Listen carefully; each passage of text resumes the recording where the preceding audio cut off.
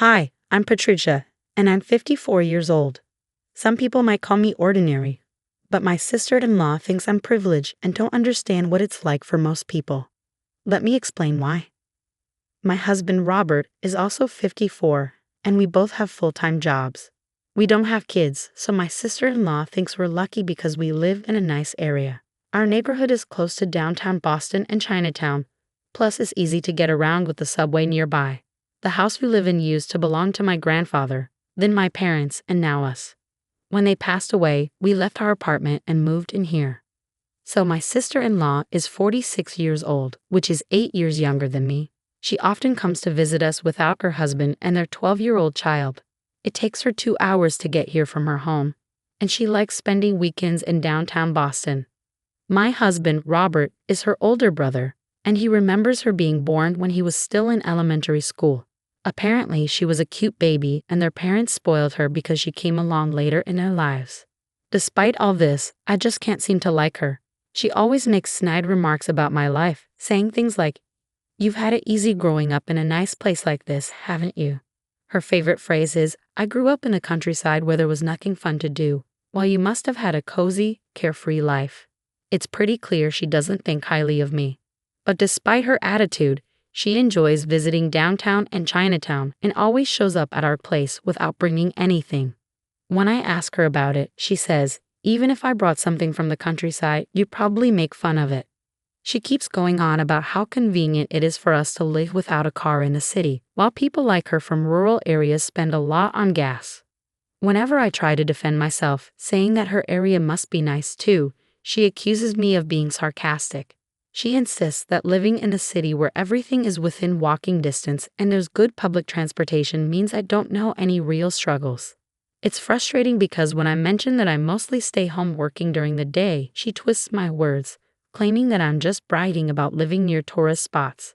It makes me wonder, who's the one being sarcastic here? Sometimes my sister-in-law's words can be pretty harsh, and I've complained to Robert about it.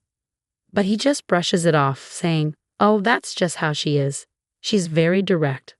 Amidst all this, I heard that my sister-in-law is planning to build a house. So during one of her visits, I asked her where she planned to build it. She replied, "Obviously, near where I live now, Patricia. Unlike you, I had to buy the land. I didn't inherit any property like you did, so I can't afford to live in such a nice area. It must be nice being rich." That really got to me, so I asked her how I should have asked without being offensive. She just laughed and told me maybe I should just stay quiet because everything I say seems to offend her anyway. After that, she completely ignored me and I felt left out of the conversations. Even though she still comes over, she doesn't say a word to me anymore. But she keeps visiting even more often than before, and Robert doesn't seem to mind. I asked him why she ignores me when she's here, and he said, "I told you, Patricia, that's just how she is. You don't have to talk to her either. She leaves her husband and child at home when she visits, so we don't have to entertain them either. You don't have to go out of your way for her, but still."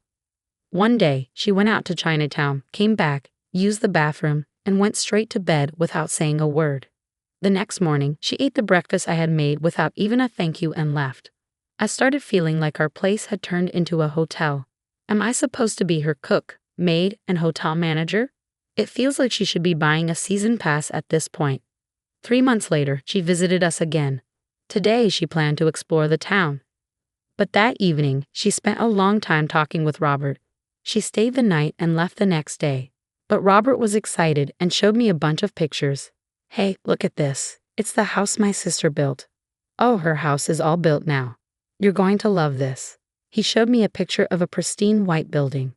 Indeed, it looked newly built and was very pretty. "Isn't this amazing?" Robert enthusiastically showed me another picture. I tilted my head, puzzled. At first glance, it looked like a garage, but from looking at the mop in the picture, I could tell it wasn't big enough to fit a car. "Who is that?" "That's right. Isn't it amazing?" Robert exclaimed proudly and then shouted out, "It's a garage for a motorcycle and it's custom made. My Harley can fit in here." What? I was completely stunned. Wait, so you're saying this is your sister's house, right? I couldn't quite wrap my head around it. And you've been talking about swapping houses? Caught off guard by this unexpected response and development, I was shocked. I dropped the plate that I was holding. She's been saying that she likes this house's location for a while now, and I've been saying that I don't like how old this house is since it's been passed down from your family for generations," Robert explained. "So," she suggested, "well, how about I build a new house here, and we swap houses?" So I had her build a special motorcycle garage there so I can park my Harley. Wait, huh? What? I was taken aback. He never discussed any of this with me. I don't want to leave this house. It's not like I have any particular feelings about her house. Actually, I can't even process it all yet. Robert started to get irritated, perhaps because he didn't expect my objection. As far as I'm concerned, his reaction was unexpected. "What are you hesitating for? My sister and I have been discussing this for a while." "So what?" "I was never included in any of those discussions. You guys have been ignoring me this whole time." "Hey, think about this. It's a really good offer. Plus, there's a garage where I can keep my motorcycle." "Wait, what about me?" "Well, you enjoy watching suspenseful shows, right? They have a TV in their house too. Robert really loves his motorcycle. His Harley-Davidson means a lot to him. As for me, I don't have many hobbies, but if I had to choose one, I like watching suspenseful shows like CSI or Columbo on Netflix. But what about my commute? Your bus and train journey will only be a little longer, that's all." "Just a little longer? It's going to be an extra 2 hours." "Well, I can ride my Harley. A 2-hour commute might be good for you. You've been putting on some weight lately, so think of this as a chance to lose weight." "Lose weight? Even then, a 2-hour commute is crazy. I can't do that every day." But he was already excited about the new house and its garage for his Harley. He seemed surprised and annoyed that I was attached to our old house. Then he gave me an ultimatum. "I'm giving our house to my sister and her husband. They have a new house with a garage for my bike. Why would you refuse? If you don't agree, I'll divorce you," he said firmly. "Divorce? Did he just threaten me with divorce?" I was shocked. "Okay, let me sleep on it," I managed to say. I lay in bed stunned. A new house with a garage just for his bike. It seemed like it was all about Robert. His sister and her husband didn't even own a bike. They must have planned to take our house all along. And the fact that Robert agreed without talking to me first made me feel even worse. And then threatening divorce if I didn't agree? It felt like a threat. I couldn't forgive him for this. So for the next 8 hours until dawn, I was busy on my phone. The next day, I told Robert I agreed to move out. But I had a couple of requests. First, I needed 2 weeks to pack because I worked during the week. And second, they couldn't move in until we had moved out, okay? "Yeah, sure," Robert said. "You got them to build a garage, right? So as a thank you, I want to leave the house in really good condition.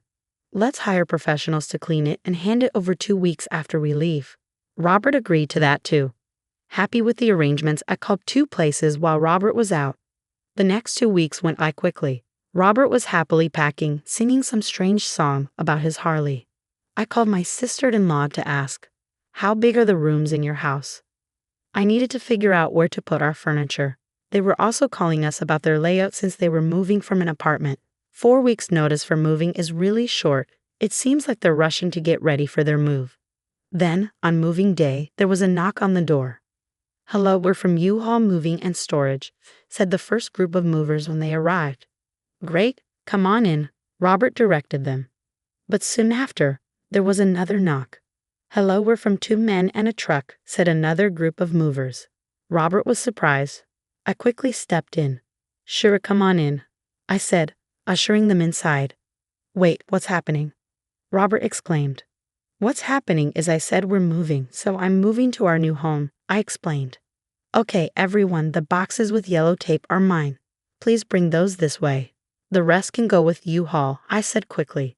An hour later, I said, "Well, thanks for your help. I'll send you the divorce papers later." "Wait a minute," Robert panicked. I glanced back. "You're the one who wanted a divorce, remember?" I left Robert behind and hopped into the taxi I had called. But the ride was short. "Long day, huh?" A man approached me. It was my older brother, Dave. He had come to help me move. "Well, it's good you found a place in 2 weeks. It's just a rental, but yeah. What a mess." "It's more than a mess. Anyway, I marked all the important stuff like the rice cooker with yellow tape, so I'll manage on my own." Dave pitched in. Even though the movers handled the big stuff, I still needed help with the rest, so his help was huge. With Dave's assistance, I got everything moved in one day. All right then, give me a call in a couple of weeks, my brother said as he left. 2 weeks went by since I moved. Just as I anticipated, my phone rang. Hello, my sister-in-law said on the other end. What's happening? I stayed silent, just listening. The house is gone. I tried not to laugh and looked down. It was hard not being able to speak. It's just an empty lot now. Why aren't you saying anything? You told me to keep quiet, remember? I replied. My sister-in-law screamed loudly, and I couldn't help but burst out laughing. It turns out my sister-in-law and Robert are in on it together. Then Robert got on the phone. Did you have to do all that? He yelled, sounding almost like he was going to cry. Hey, you're the one who threatened me. I couldn't help but find it hilarious. And remember, I said I wanted to leave the house clean, didn't I? Your way of cleaning is extreme, he retorted. It's the cleanest slate possible. A chance for a fresh beginning, Robert said, clearly frustrated, his fists clenched. Anyway, come over so we can discuss this. There's nothing to discuss. If you don't come, I won't sign the divorce papers. Do you remember when I initially refused to leave the house? You threatened to divorce me. It's funny how fast you've changed your tune. Shut up. All right, I'll come to your place, but I'm too nervous to come alone, so I'll bring someone with me. I contacted my brother. Are you up for this? He replied, absolutely. He's always been dependable. Thank you all for gathering today. My sister-in-law's husband, whom I hadn't seen since the wedding, started, almost like it was another wedding ceremony. He seemed shy. My brother Dave, my husband, his sister, her husband, and I all sat around the table in my husband's new home. We couldn't have the kids with us, so they were in the next room. But the atmosphere in our room was tense. My sister-in-law had come in cheerful, but she was shocked to see an empty lot where the house used to be. Since they'd already given up their apartment, they couldn't go back in a hurry. So the movers brought all their stuff to my sister-in-law's new house. Now there were two of everything, 2 cabinets, 2 tables, making the space feel really cramped. Seeing everything doubled up was a shock. It felt like something you'd hear about in a TV broadcasting mishap. Why would you demolish the place? This is too much, Robert's sister exclaimed angrily. Robert joined in, yeah, just because my sister is easygoing and you're sensitive doesn't give you the right to do this to her. How could you sink so low? They were both yelling, but I couldn't help but laugh. I inherited that London house. It was originally my grandfather's, so I can do whatever I want with it, my husband defended himself. Then my brother added, basically, since Patricia inherited the London house, it's her individual property and doesn't count as marital assets. So you, as her husband, don't have the right to decide what happens to it or give it to your sister. Huh? What? My sister-in-law and husband were stunned by the unexpected revelation. Well, if you had told us that from the start, this could have been avoided. Robert tried to deflect blame. Classic Robert and Patricia, always in sync. So are we just blaming each other now? I thought silently. It's too late to object. My sister-in-law's husband sighed. You threatened me with divorce and told me not to talk to your sister. So I couldn't say anything. I finally spoke up. Patricia was threatened with divorce, and you wouldn't even let us talk to your sister.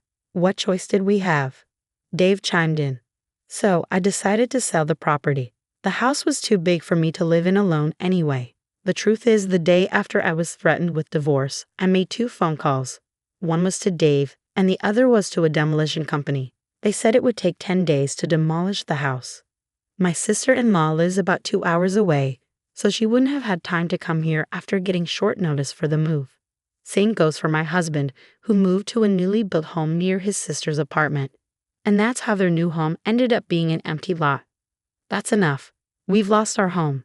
And we had to move twice because we stayed at Robert's house temporarily when we found out ours was gone, which doubled our moving costs. My sister-in-law exclaimed, Do I look like I care?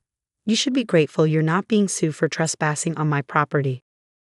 You couldn't move in because it was razed to the ground, so you dodged a bullet. Ha ha ha. I couldn't help but laugh.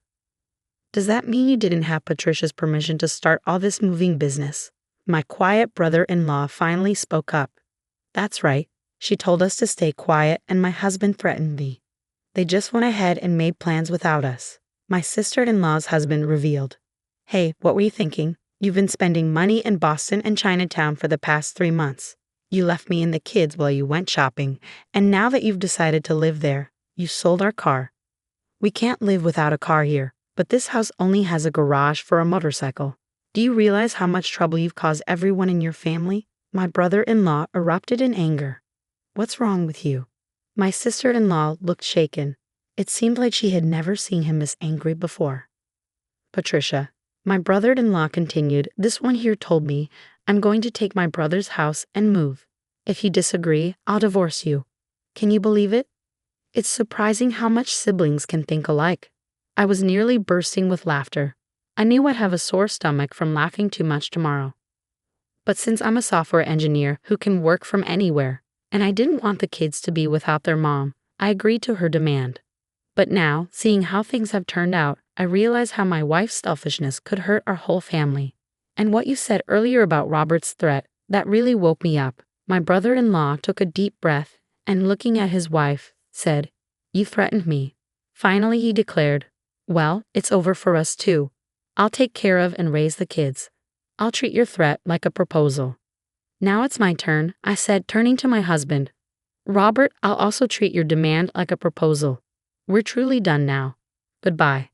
"Oh wait, if I lose the house, doesn't that change things?" Robert exclaimed. "Exactly. The situation has changed, so it's not fair to cut us off like this," his siblings both shouted. I just brushed them off. My brother-in-law said, "You guys created this ridiculous situation, got all excited, and now you're just back to square one." After that, my sister-in-law's husband and I each hired a lawyer and pursued a mediated divorce. The newly built house that my sister-in-law had built was going to go to her husband, along with custody of the kids. My sister-in-law, who was always spending money and rarely at home, often left the kids' care to her husband, even on weekends. The kids felt distant and lonely, but now that they're living with just their father, they say they're happier because they know their father will always be there for them. The new house ended up belonging to my sister-in-law's ex-husband because she couldn't afford the mortgage payments. It was shocking that she could spend money in Boston every 3 months without having any income. Her spending habits didn't change, and she ended up buried in debt. The motorcycle garage was going to be torn down to make space for a parking lot. My ex-husband, who had been working all this time, couldn't afford to keep his Harley after the divorce. Losing his bike and his hobby, he turned to alcohol to cope with his frustrations.